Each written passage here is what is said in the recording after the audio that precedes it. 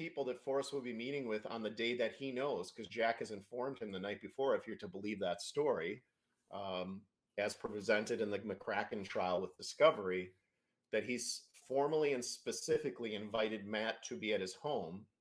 And then remember, for the Fenn finale, Matt is the person he picks to read his final words at the Fenn finale. I've got to think that, yeah. We're not picking on anything for like arbitrary reasons here.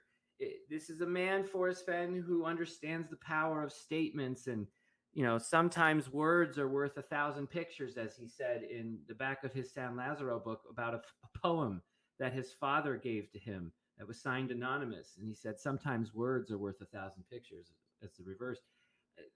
He gives his final words to Matt Smell the Sunshine, the same person who was invited over to his house the day of the announcement it was found, the same person who was at the alleged Sulph location, 9 Mile Hole, 2 or 3 days prior. The same person who was put into the community by Forrest Fenn, who said, wow, this guy, how does he know so much about me? Watch his videos. When you add that all up together, and then you add in little bits of conjecture that have been proven through, means I don't like, but, sharing of text messages from, say, Candy, who talks about how Cynthia is texting her while she and Matt Smell the Sunshine are on June 7th K-Pro stream, saying, oh, don't mind us, we're just counting our gold coins, he, while everyone's crying on camera. The whole thing, I would love an explanation for it, because I'd love for us to focus our attention on other things that might matter if this doesn't. But if this does matter, why was the specific funness of being at 9 Mile Hole omitted from the retelling of the story? Right. You guys are lucky because the streets in West Yellowstone are paved now. The Boundary Street used to be a dirt road, and every time a car passed by the dude, dust would swirl all around and make me mad. One hot day I'd had enough, so I hooked our garden hose up to the faucet and started squirting water on the road to calm the dust, beginning at the corner by our big sign. The problem was that our well didn't provide much pressure, so before I could get wet down very much of the road, it was already dry back there by the big dude sign.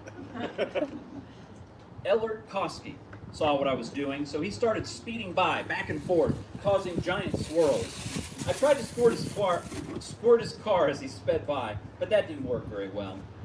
That's when I stopped liking Ellert Koski. Besides, he was Skippy's friend, not mine. Fortunately, Skippy's car was parked nearby, so I went over and squirted it really good. That's how I got back at Ellert Koski. I felt smug because he just didn't fully know who he was dealing with. Sometimes I just feel diabolical. All right. So I asked him for some clarification. He said the roads were not really dirt, they were that fine volcanic pebble. And there was a lot of dust, must have been about 63 or so. He said Fennhaven was about 3 blocks north of the dude on Boundary, and Ellert Koski opened a restaurant out by Hebgen Lake.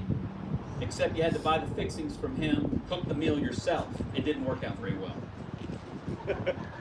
All right, lastly, he had one statement. He said, I'm sorry I can't be talking with you in person today. You can blame my age if you want to, but you can't blame my heart.